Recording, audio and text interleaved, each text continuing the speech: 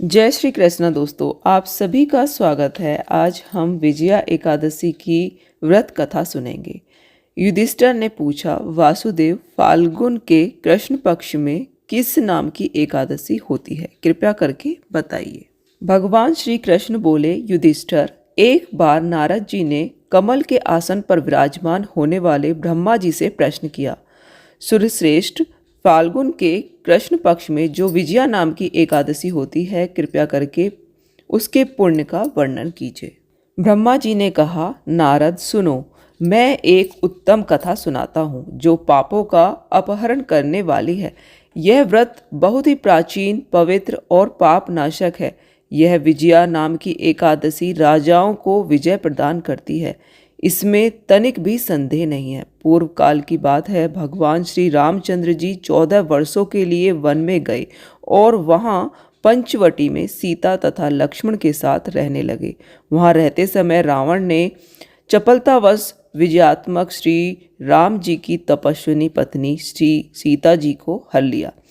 उस दुख से श्री राम व्याकुल हो उठे। उस समय सीता की खोज करते हुए वे वन में घूमने लगे। कुछ दूर जाने पर उन्हें जटायु मिले, जिनकी आयु समाप्त हो चुकी थी।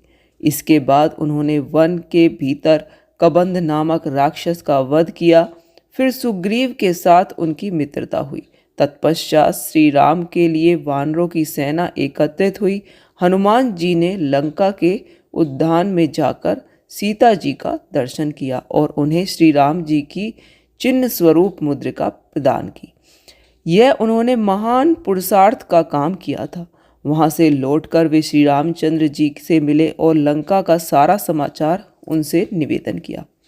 हनुमान जी की बात सुनकर श्री राम जी ने सुग्रीव की अनुमति ले लंका को प्रस्थान करने का विचार किया और समुद्र के किनारे पहुंचकर उन्होंने लक्ष्मण से कहा, सुमित्रा नंदन, किस पुण्य से इस समुद्र को पार किया जा सकता है?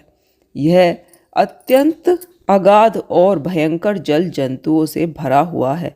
मुझे ऐसा कोई उपाय नहीं दिखाई देता जिससे इसको सुगमता से पार किया जा सके। लक्ष्मण बोले, महाराज, आप ही आदिदेव और पुराण पुरुष पुरुषोत्तम हैं। आपसे क्या छिपा है? यहाँ द्वीप के भीतर बकदालंभ नाम के मुनि रहते हैं। यहाँ से आधि योजन की दूरी पर उनका आश्रम है। रघुनंदन, उन प्राचीन मुनीश्वर के पास जाकर उन्हीं से इसका उपाय पूछिए। लक्ष्मण जी की यह अत्यंत सुंदर बात सुनकर श्री रामचंद्र जी महामुनि बकदालंभ से मिलने के लिए गए। वहां पहुंचकर उन्होंने मस्तक झुकाकर मुनि को प्रणाम किया। मुनि उनको देखते ही पहचान गए कि ये पुराण पुरुषोत्तम श्री राम हैं, जो किसी कारणवश मानव शरीर में अवतरीण हुए हैं। उनके आने से महर्षि को बड़ी प्रसन्नता हुई। उन्होंने पूछा, श्री राम, आपका कैसे यहाँ आगमन हुआ? श्री राम बोले, ब्राह्मण, आपकी कृपा से राक्षसों सहित लंका को जीतने के लिए सेना के साथ समुद्र के किनारे आया हूँ। मुने, अब किस प्रकार समुद्र पार किया जा सके, यह उपाय बताइए। ऋषि बकदालंभ ने कहा, श्री राम, फाल्गुन के कृष्ण पक्ष में जो विजया नाम की एकादशी होती है, उसका व्रत करने से आपकी विजय होगी। निश्चय ही आप अपनी वानर सेना के साथ समुद्र को पार कर लेंगे। राजन, अब इस व्रत की फलदायक विधि सुनिए। 10वीं का दिन आने पर एक कलश स्थापित करें। वह सोने, चांदी, तांबे अथवा मिट्टी का भी हो सकता है।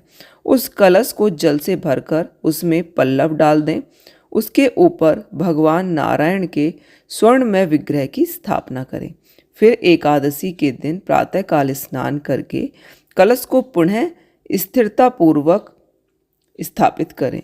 माला, चंदन, सुपारी तथा नारियल आदि के द्वारा विशेष रूप से पूजन करें। कलश के ऊपर सप्तधान और जौ रखे जाते हैं। गंध, धूप, दीप और भांति भांति के नैवेद्य से पूजन करें। कलश के सामने बैठकर वह सारा दिन उत्तम कथा वार्ता आदि के द्वारा व्यतीत करें तथा रात में वहीं जागरण भी करें।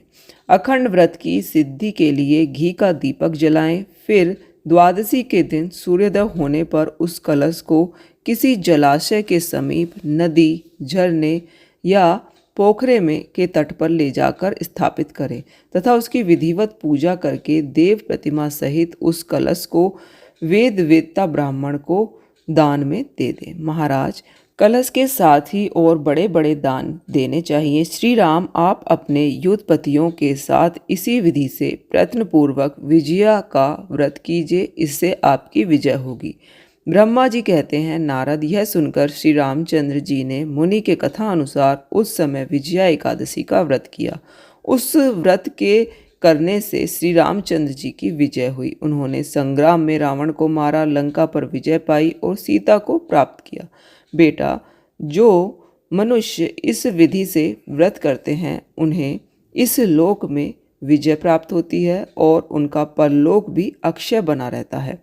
भगवान श्री कृष्ण कहते हैं, युधिष्ठिर, इसी कारण विजया का व्रत करना चाहिए। इस प्रसंग को पढ़ने और सुनने से वाजपेयी यज्ञ का फल मिलता है। यहाँ पर कथा संपन्न होती है। हरे कृष्णा।